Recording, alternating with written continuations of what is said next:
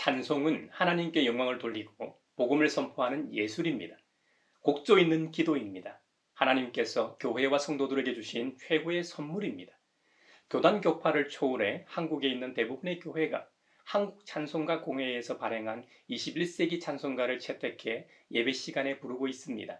교회의 예배 형태와 사정에 따라 CCM 곡을 중심으로 기존 찬송가를 편곡해 부르는 교회들도 있습니다만, 흔히 말하는 열린 예배, 찬양을 많이 부르는 교회들도 찬송가를 외면하지 않고 부르고 있죠. 한국 교회를 선도하는 교회들은 온누리교회, 사랑의 교회 등일 겁니다. 그런 교회도 예배 부름으로 시작하는 전통 예배 순서 전에는 찬양팀의 인도에 따라 CCM 곡을 중심으로 하나님께 나아갑니다. 하지만 예배 부름 이후에는 찬송가를 꼭 부르죠. 물론 전통 예배 순서에서 완전히 탈피해 찬양과 설교가 중심이 되는 교회들은 요즘 인기 있는 찬양을 주로 부르기도 하죠.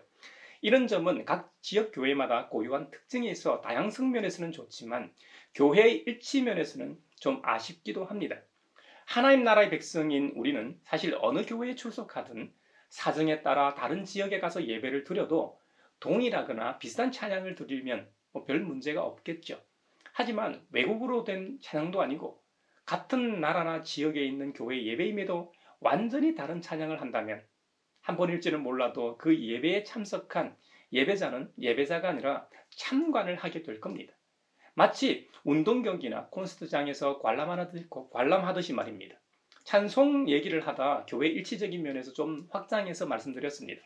찬송가에는 우리의 목자 되신 주님을 노래하는 찬송이 여러 곡이 있습니다. 그 중에서도 찬송가 569장 선한 목자 되신 우리 주라는 찬송은 선한 목자 되신 우리 주, 항상 인도하시고 푸른 풀밭 좋은 곳에서 우리를 먹여 주소서. 양의 문이 되신 예수여, 우리 영접하시고 길을 잃은 양의 무리를 항상 인도하소서. 흠이 많고 약한 우리를 용납하여 주시고 주의 넓고 크신 은혜로 자유 얻게 하셨네. 일찍 주의 뜻을 따라서 살아가게 하시고 주의 크신 사랑 베푸사 따라가게 하소서. 선한 목자 구세주여 항상 인도하소서. 선한 목자 구세주여 항상 인도하소서. 아멘. 참 좋은 찬송입니다. 또 다른 목자의 그 모습으로 비교하는 찬송이 570장입니다. 주는 나를 기르시는 목자요, 나는 주님의 귀한 어린 양. 푸른 풀밭 맑은 시내 물가로 나를 늘 인도하여 주시다.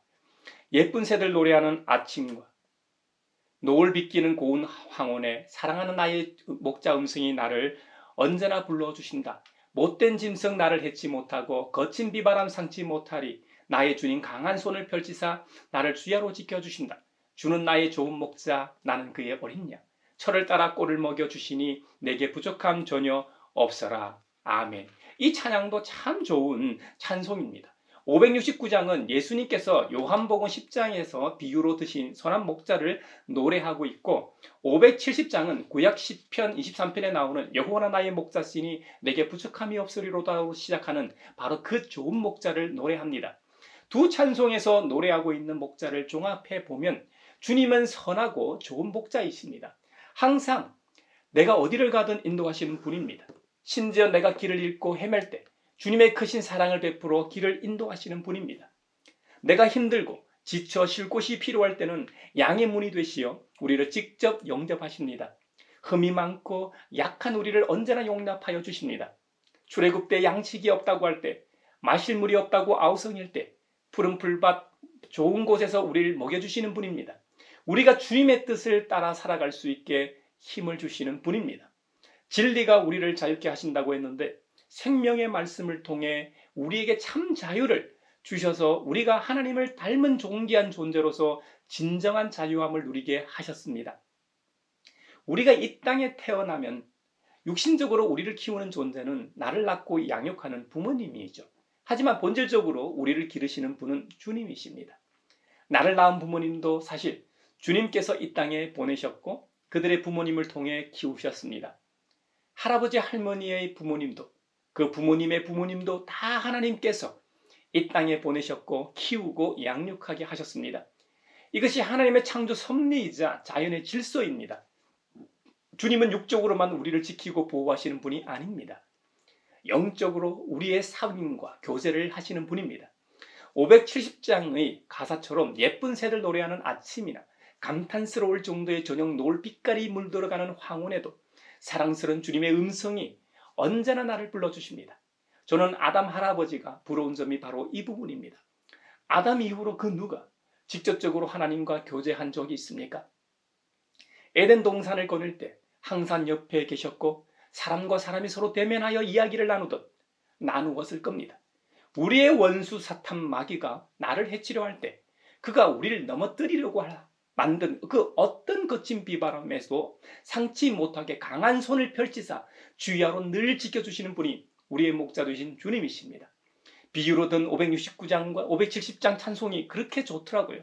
이 두 찬송은 그 어떤 찬양보다 명확하게 선한 목자 되신 주님의 그림이 그려져서 좋습니다.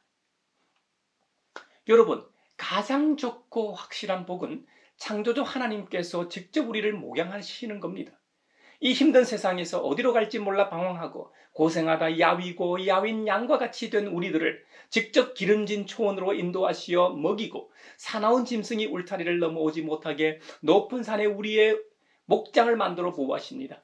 주님의 양이 된 우리는 거기 좋은 목장에서 누워 쉬고 싶으면 쉬고 자고 싶으면 안전 걱정 없이 자면 됩니다.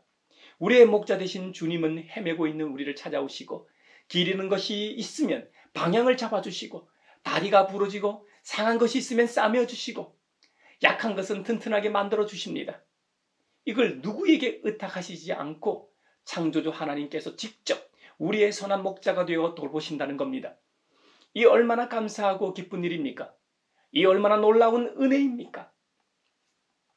사도 바울은 우리의 참 목자 되신 주님에 대해 증거합니다. 믿는 사람들인 우리에게 강한 힘으로 활동하시는 하나님의 능력이 얼마나 엄청나게 큰지를 에베소 교회와 성도들이 알기 바란다고 서신을 보냈습니다. 에베소서는 2000년 전에만 유효한 것이 아니라 지금 이 자리에 있는 우리에게도 유효한 서신입니다. 우리에게 역사하는 하나님의 능력을 예수 그리스도 안에서 발휘된다고 합니다. 하나님께서는 우리 대신 십자가에서 죽으신 예수님을 죽은 사람들 가운데서 다시 살리시고 하늘에서 자기의 오른쪽에 앉히셔서 모든 정권과 권세와 능력과 주권 위에 그리고 이 세상뿐만 아니라 오는 세상에서 일컬을 모든 이름 위에 뛰어나게 하셨다는 겁니다. 하나님께서는 만물을 그리스도의 발 아래 굴복시키시고 그분을 만물 위에 교회의 머리로 삼으셨습니다. 그래서 교회는 그리스도의 몸인 것이죠. 오늘 우리는 그래서 왕이신 그리스도를 기념하는 주일을 지키고 있는 것입니다. 구약에서 하나님께서 우리의 선한 목자이심을 수도 없이 보여주셨습니다. 하지만 우리의 육안으로는 도무지 알 도리가 없어 하나님이신 예수님께서 친히 성육신하셨습니다. 우리는 비로소 선한 목자이신 하나님을 그리스도 안에서 경험하게 되었지요. 그 예수님께서 우리에게 종말에 있을 일에 대해 비유로 드십니다. 마태복음 25장 최후의 심판 비유에서 예수님께서는 주님께서 재림하실 때는 모든 민족 모든 사람을 주님 앞으로 다 불러 모아서 양과 염소를 가르듯이 그들을 명확하게 구분하겠다고 말씀하십니다. 양은 오른쪽에 염소는 왼쪽에 오른쪽에 선 양 즉 사람들에게는 내 아버지께 복을 받은 사람들아 와서 창세 때로부터 너희를 위하여 준비한 이 나라를 차지하여라라고 말씀하십니다. 반면 왼쪽에 선 염소 즉 사람들에게는 저주받은 자들아 내게서 떠나서 악마와 그 졸개들을 가두려고 준비한 영원한 불 속으로 들어가라고 말씀하셨습니다. 앞서 찬송가 569장, 570장에서 우리의 선한 목자 되신 주님께서 우리를 얼마나 사랑하시는지 살펴보았죠. 그런 보살핌과 이 보호가 이 땅에 거하는 동안에 이루어지는 것으로 끝나는 것이 아니라 영원히 지속된다면 어떨까요? 그런 대접을 1년 받는 것과 100년 받는 것 사이에서 여러분이 선택해야 한다면 어느 쪽을 선택하시겠습니까? 당연히 100년일 겁니다. 100년이라는 시간은 대단하죠. 요즘은 의학이 발달해 불행한 사고나 돌연사가 아니고서는 그 정도 수명이 길어져 가고 있습니다. 근데 우리가 믿는 그리스도교는 내세, 즉 영계, 사후세계가 있다고 믿죠. 그리스도교 말고도 죽음으로 끝이 아니라 죽음 이후에 또 다른 세계가 있다고 믿죠. 힌두교와 불교는 윤회적 관점에서 다시 태어나는 다음 생을 말하고 있지요. 파스칼의 내기라는 유명한 기독교 변정이 있습니다. 파스칼은 17세기 초중반에 살았던 사람으로 수학자이면서 과학자, 발명가, 철학자였습니다. 고전의 주인공들은 오늘날과 같이 한 가지 분야에서만 두각을 나타내는 것이 아니라 대부분 천재적 자질을 타고났기 때문에 다방면에서 두각을 나타냈습니다. 파스칼도 역시 다방면에서 뛰어난 사람이었습니다. 파스칼은 그리스도교를 변정하기 위해 신을 믿을 경우와 믿지 않을 경우를 나눠 변정하였습니다. 만약에 신이 있을 경우 신을 믿으면 천국에 가고 신을 믿지 않으면 지옥을 갑니다. 이것은 예수님을 믿는 우리들의 입장이죠. 반면에 만약 신이 없을 경우 그 없는 신을 믿을 경우와 세속적으로 약간 손해를 봅니다.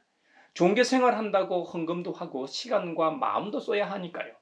없는 신을 믿지 않을 경우에는 이득도 손해도 없습니다.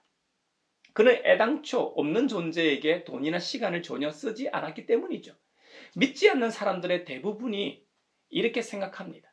그래서 그들은 그리스도인들을 마치 신이 없는데 헌금도 하고 시간과 마음을 쓰는 무지한 존재로 보는 것이죠. 신이 없는 경우는 사실 염두에 두지 않아도 됩니다. 제가 앞서 신이 없는데 믿는 경우 약간의 손해라고 한 것은 우리가 취미생활이나 동아리 활동을 해도 돈과 시간을 쓰게 마련입니다. 신이 존재하지 않지만 종교생활하는 것도 어떻게 보면 일종의 동아리 활동이기 때문에 나쁠 게 없지요. 종교생활하는 사람들끼리 커뮤니티를 형성하고 서로 교제하고 가정대소사에 함께하고 정신적으로 신적으로도 안정감을 줘 유익하기 때문이죠. 이런 점에서는 약간의 손해도 아닐 겁니다. 오히려 유익하죠. 우리는 모두 사회적 동물이기 때문에 혼자서는 살아가기 불가능합니다. 우리가 부동산 가격과 같이 변동을 기초로 유리한 예측을 하는 것을 기대값이라고 합니다. 파스칼의 내기에서 기대값 관점에서 가장 유리한 예측은 신을 믿는 것이 신을 믿지 않는 것보다 이득이라는 결론이 나옵니다. 신이 있는데 신을 믿지 않아 지옥에 가는 경우와 신이 없는데 신을 믿지 않아 손해도 이득도 없는 경우는 그리 기대값이 높지 않습니다. 물론 파스칼의 내기에 대한 그리스도교 변증을 부정하는 입장에서는 반론을 얼마든지 제기할 수 있습니다. 신이 존재한다는 증거를 제시하지 못한다는 것이죠. 이건 신은 존재하지 않는다는 것을 증명할 수 없는 것도 마찬가지입니다. 성경에서는 하나님은 영이시기 때문에 우리의 육안으로 볼 수 없다고 했습니다. 사람의 영을 볼 수 있는 사람이 누가 있습니까? 하지만 우리의 인간은 육안으로 볼 수 없는 그 영이 떠나는 순간 죽습니다. 또 다른 반론은 신의 속성을 자신을 믿는 자만 천국에 보내는 편협한 신으로 가정한다고 지적합니다. 신이 있다고 하더라도 그 신이 자신을 믿는 자만 천국에 보낸다고 단정 지을 수 없다는 것이죠. 자신을 믿는 자를 천국에 보내는 신을 가정한다면 동시에 자신을 믿는 자를 지옥에 보내는 신과 믿든 안 믿든 관여하지 않는 신 등을 함께 가정해야 한다는 것이죠. 하지만 우리가 믿는 성경에는 이 세상의 존재 이유이자 창조주이신 하나님을 믿는 자만이 하나님 나라에 들어갈 수 있다고 기록하고 있기 때문입니다. 그래서 그리스도교가 편협한 입장을 취할 수밖에 없는 이유입니다. 우리는 또 다른 길을 소개하는 것이 아닙니다. 그 길이 유일한 길이기 때문입니다. 사랑하고 안타까워하는 심정으로 그 유일한 길을 소개하는 것이죠. 또 다른 반론은 신앙을 수단화한다고 지적합니다. 순수하게 하나님이 아버지이기 때문에 믿고 섬기는 것이 아니라 내세의 행복을 위해서 신을 믿기 때문에 신앙을 수단화한다는 반론입니다. 내세의 행복을 위해서 믿는다고 해도 그건 잘못된 것이 아닙니다. 우리 모두가 일터에 가서 돈을 버는 이유는 먹고 살기 위해서입니다. 가족이 함께 현재와 미래에 잘 먹고 잘 살기 위해서죠. 이 땅에서 행복하기 위해서 일이 수단이 되는 것처럼 내세의 행복을 위해 신앙을 가지는 것이 뭐가 나쁘다는 말입니까? 그리고 내세를 위한 수단으로 신앙생활을 시작했다고 해도 말씀이 들어가고 믿음이 좋아지고 신앙이 두터워지면 내세는 물론이고 이 땅에서 하나님 나라를 경험하기 위해 하나님 말씀대로 살려고 노력합니다. 예수님의 귀하신 말씀대로 살아내는 이들도 많고 실제로 이 땅에서 하나님 나라를 경험하는 이들도 적지 않습니다. 파스칼의 내기가 아니더라도 성경 말씀대로 예수님을 믿고 천국에 가는 게 100번 낫지 자신의 육안으로 볼 수 없다고 해서 예수님을 부정하고 지옥 가는 것보다는 훨씬 낫지 않습니까? 그렇기 때문에 우리는 신이 존재하고 신을 믿음으로 천국에 가는 길을 선택한 우리는 가장 지혜로운 사람들입니다. 축하드립니다. 천국에서 다시 만날 수 있어 참 감사하고 기쁩니다. 여러분 모두를 축하합니다. 예수님께서 최후의 심판 때 이 양과 염소로 나눠 구별하신다는 비유를 들다 파스칼의 내기까지 이야기를 했네요. 그렇다면 종말의 때에 누가 양으로 선택을 받고 누가 염소로 취급을 받느냐? 이것이 우리의 관심사일 겁니다. 예수님께서 말씀하시길 주님께서 줄일 때에 먹을 것을 주었고 목마를 때에 마실 것을 주었으며 나그네로 있을 때에 영접하였고 헐벗었을 때에 입을 것을 주었고 병들어 있을 때에 돌보아 주었고 심지어 감옥에 갇혀 있을 때에 찾아 주었다고 하셨습니다. 그들이 양이라는 겁니다. 그런데 양이라고 불린 사람들은 도무지 모릅니다. 그래서 주님의 말씀에 이렇게 답합니다. 주님, 우리가 언제 주님께서 줄이신 것을 보고 잡수실 것을 드리고 목마르신 것을 보고 마실 것을 드리고 나그네 되신 것을 보고 영접하고 헐벗으신 것을 보고 입을 것을 드리고 언제 병드시거나 감옥에 갇히신 것을 보고 찾아갔습니까? 기억을 전혀 못합니다. 반면에 염소로 분류된 사람들에게도 말씀하셨습니다. 저주받은 자들아 내게서 떠나서 악마와 그 졸개들을 가두려고 준비한 영원한 불 속으로 들어가라. 너희는 내가 줄일 때에 내게 먹을 것을 주지 않았고 목마를 때에 마실 것을 주지 않았다. 나그네로 있을 때에 영접하지 않았고 헐벗었을 때에 입을 것을 주지 않았다. 병들어 있을 때나 감옥에 갇혀 있을 때에 찾아주지 않았다고 지적하셨습니다. 이들 역시 기억을 전혀 못하면서 항변합니다. 주님, 우리가 언제 주님께서 굶주리신 것이나 목마른 것이나 나그네 되신 것이나 헐벗으신 것이나 병드신 것이나 감옥에 갇히신 것을 보고도 돌보아 드리지 않았다는 것입니까? 그때 우리 주님께서 말씀하십니다. 내가 진정으로 너에게 말한다. 여기 이 사람들 가운데서 지극히 보잘것없는 사람 하나에게 하지 않은 것이 곧 내게 하지 않은 것이다.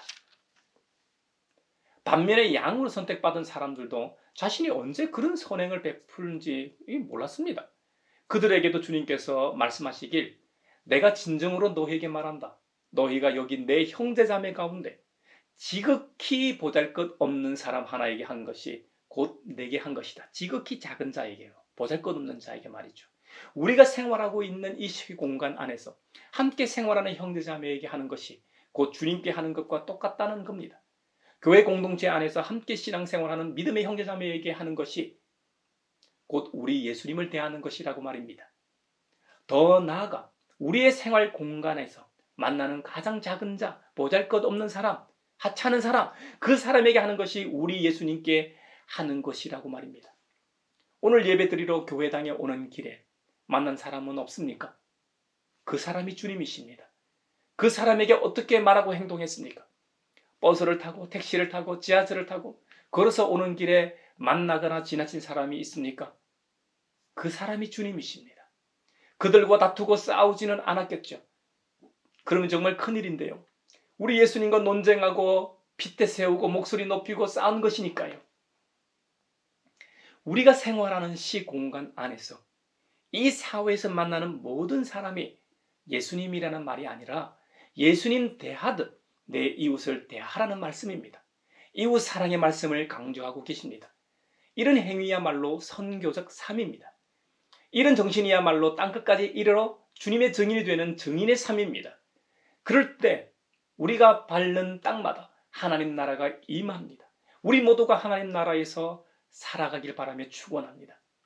최후의 양과 염소로 분류된 대로 염소는 영원한 형벌로 들어가고 양으로 선택된 사람들은 영원한 생명으로 들어간다는 것이죠.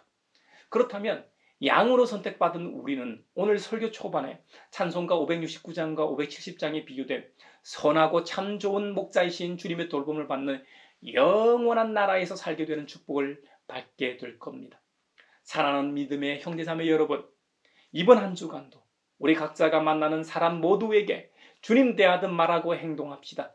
혹 그들이 나를 노엽게 하더라도 인내하며 친절하게 대합시다.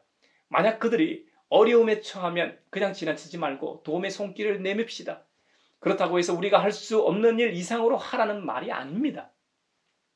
우리가 할 수 있는 일이라면 그 선에서 모른 척하지 말고 돕는 존재가 되자는 말입니다. 그러면 예쁜 새들 노래하는 아침이나 아름다운 노을 빛깔이 물들어가는 황혼에도 사랑스러운 주님의 음성이 여러분 귓가를 맴돌 겁니다. 그런 사람이야말로 주님과 항상 교제할 수 있는 복을 누리는 예수님의 품 안에 있는 자들입니다.